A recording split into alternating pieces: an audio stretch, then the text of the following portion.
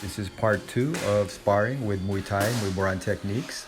Starting with the chat is something useful that you can apply to set up your opponents, which is a low front, you hitting the shin. And this is very useful, especially if your opponent is not wearing those shin pads.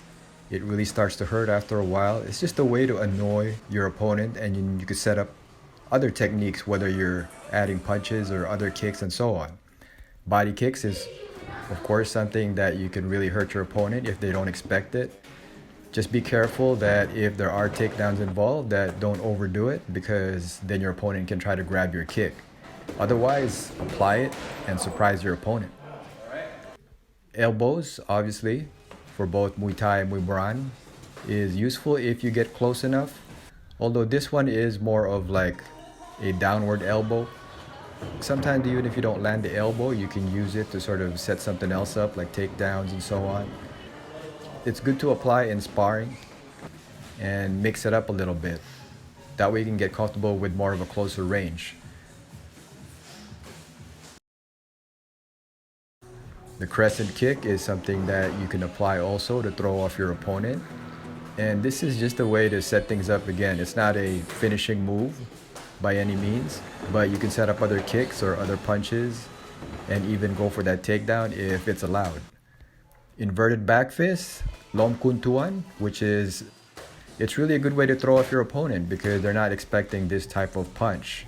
It's like an inverted back fist that you're sort of looping from outside. Maybe they're expecting a straight punch and then you throw this one.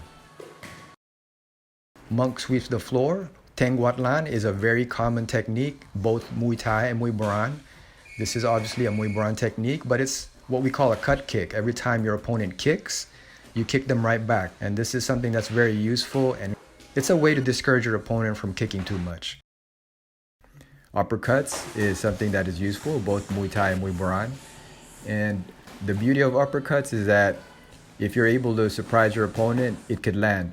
Now here in Muay Boran, we also apply it as a stance, which is a prakan perdlork, which is an old school stance that we apply also to make use of that ancient system that we have, and it's a good way to incorporate that whole uppercut style of fighting.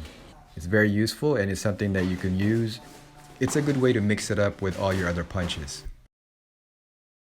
The high kick is something we enjoy doing, both Muay Thai and Muay Boran, because it's just a way to really hurt your opponent, especially if they don't expect it. Even if they're blocking it, you can really hurt their wrist. You can even break it, as I have many times before. And also, if there are takedowns involved, it's harder to grab your leg if you kick higher. But either way, it's a good technique that you could use. And if you land, you can also knock your opponent out. So that's why working on high kick is very useful, especially if you're mixing it up with all your other weapons. So there you have it, part 2 of sparring with Muay Thai and Muay Boran techniques.